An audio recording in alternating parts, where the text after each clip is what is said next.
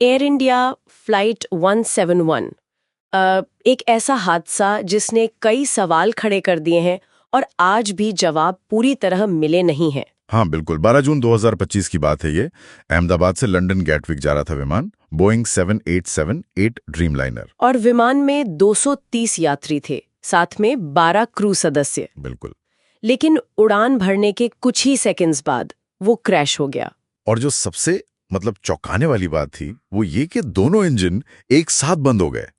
ऐसा एविएशन में बहुत ही कम होता है, खासकर टेक ऑफ के तुरंत बाद। सही बात है। तो आज हम कोशिश करेंगे समझने की कि आखिर हुआ क्या था, हमारे पास जो भी रिपोर्ट्स और एनालिसिस हैं उनके आधार पर। चलिए देखते हैं।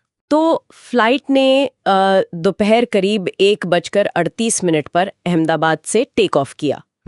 शुरू में सब नॉर्मल था। हाँ, लेकिन सिर्फ 32 सेकंड के अंदर ही विमान मुश्किल से 625 फीट की ऊंचाई तक पहुंचा और फिर बस वहीं अटक गए, ऊपर नहीं चढ़ पाया। कुछ फुटेज भी सामने आई थी जिसमें दिख रहा था कि विमान का अगला हिस्सा मतलब नोज वो ऊपर की तरफ उठा हुआ है, लेकिन विमान खुद नीचे आ रहा था तेजी से। बिल्कुल। और फिर वो सीधे मेघानी नगर में BJ medical college hostel area के कुछ इमारतों से जा टकराया। नतीजो बहुत भयानक था। विमान में सवार 241 लोग और जमीन पर भी 19 लोगों की जान चली गई और करीब 80 लोग घायल हुए। बहुत ही दुखद हादसा था वो। लेकिन सवाल वही है, टेक ऑफ के फौरन बाद ऐसा क्या हुआ? हाँ, और यहीं पर जांच की सुई घूमती है इंजनों की तरफ।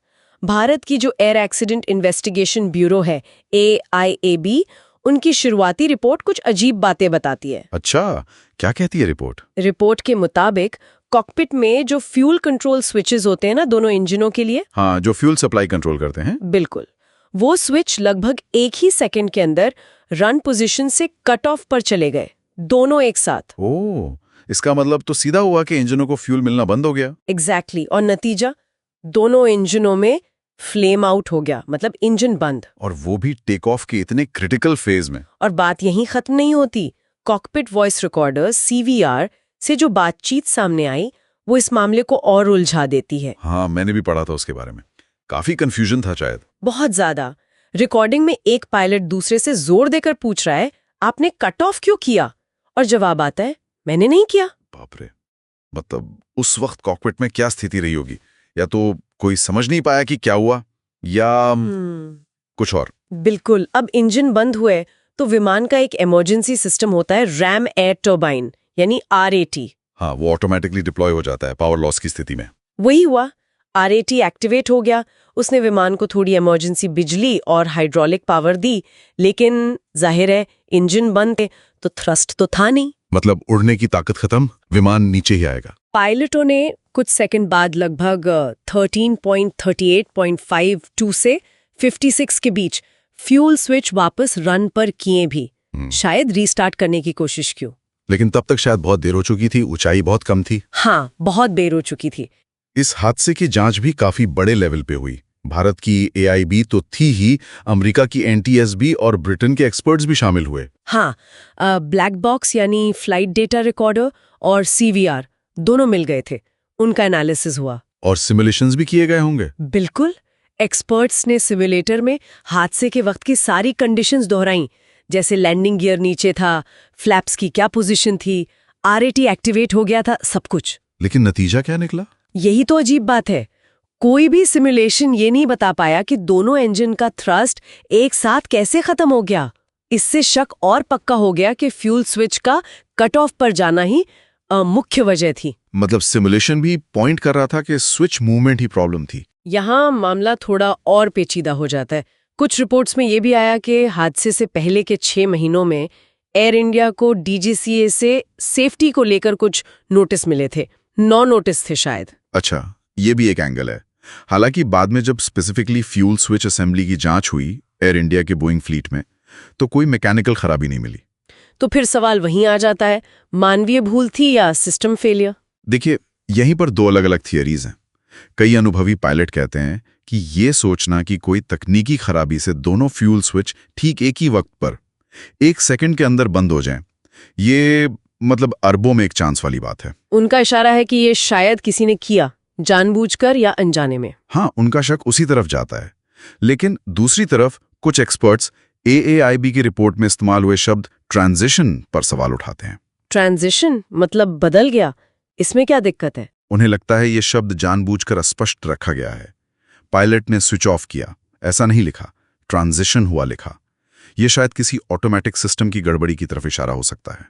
अच्छा, मतलब ये खुद ब खुद हो गया, किसी इलेक्ट्रिकल फॉल्ट की वजह से। ये एक संभावना है, और ये भी एक बड़ा सवाल है कि हुआ क्या पहले, स्विच हिले या विमान में कोई बिजली की गड़बड़ी पहले आई। ये सीक्वेंस बहुत जरूरी है पता लगाना। सही बात है, पूरी तस्वीर बदल सकती है इससे। इस भयानक हादसे में एक व्यक्ति जिंदा भी बच गया था, विश्वश कुमार रमेश। हाँ, ये एक चमत्कार ही था। उन्हें चोटें ज्यादा गंभीर नहीं थीं, लेकिन जाहिर है वो हादसे के गहरे सदमे से गुजर रहे हैं। Survivor guilt, PTSD। और शायद इसलिए भी ज्यादा क्योंकि उन्होंने अपने छोटे भाई को खो दिया उसी फ्लाइट में। ये बहुत मुश्किल होता है। यकीनन। तो अब आगे क्या हो रहा है इस मामले में? देखिए, AIAB की फाइनल रिपोर्ट अभी आनी बाकी है। वो अभी भी बहुत डीप टेक्निकल एनालिसिस कर रहे हैं। Flight crew procedures, fuel switch की फंक्शनैलिटी, कॉकपिट ऑडियो, इन सब पे काम चल रहा है। सरकार का क्या रुख है? भारत सरकार ने तो AIAB जांच की निष्पक्षता पर भरोसा जताया है, और इस हादसे के बाद बोइंग 787 और 737 के फ्यूल सिस्टम्स की DGCA ऑडिट को और सख्त कर दिया गया है। और एयर इंडिया ने भी उस फ्लाइट नंबर को रिटायर कर दिया है, AI-171। हाँ, ये एक स्टैंडर्ड प्रैक्टिस है सेंसिटिविटी दिखाने के लिए। अब वो रूट AI-159 के नाम से ऑपरेट होता है। तो कुल मिलाकर देखें तो एयर इंडिया फ्लाइट 171 वाकई में हाल के सालों की सबसे जटिल और दुखद विमान त्रासदियों में से एक है। बिल्कुल। टेक ऑफ के तुरंत बाद दोनों इंजनों का बंद हो जाना, ये अपने आप में बहुत ही ज्यादा रेयर है। सारे सबूत घूम फिरकर उन फ्यूल कट ऑफ स्विच की तरफ ही इशारा कर रहे हैं। लेकिन वो हिले क्यों? क्या वो पायलट का एक्शन था, कोई मैकेनिकल गड़बड़ी थी, या कोई इलेक्ट्रिकल प्रॉब्लम? ये अब तक साफ नहीं है।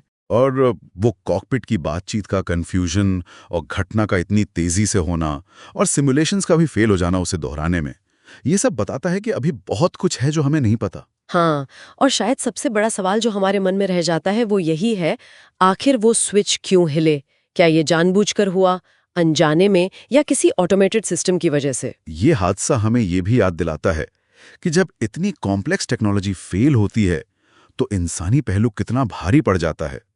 कॉकपिट का वो कंफ्यूजन, बचने वाले का वो दर्द, ये ऐसे सवाल छोड़ जाता है जिनका जवाब शायद अकेली तकनीक कभी ना दे पाए। हमारी गहरी संवेदनाएं इस हादसे के सभी पीड़ितों, उनके परिवारों और श्री रमेश के साथ हैं जो इस मुश्किल दौर से गुजर रहे हैं।